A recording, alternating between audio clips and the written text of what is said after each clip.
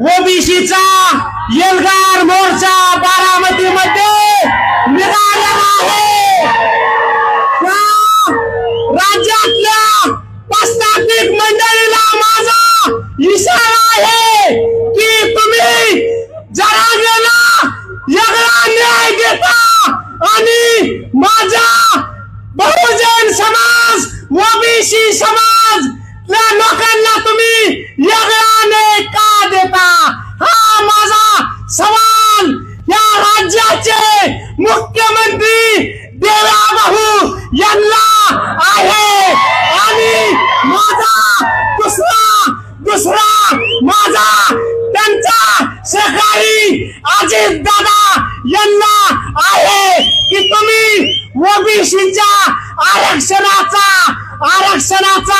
तुम्ही एकही शब्द कुठं मीडिया पुढे बोलला का नाही। तुम्हाला ओबीसीची मतं जिल्हा परिषदला नगरपालिकेला ग्रामपंचायतीला चालणार आहे की नाही हे तुम्ही एकदा जाहीर करा।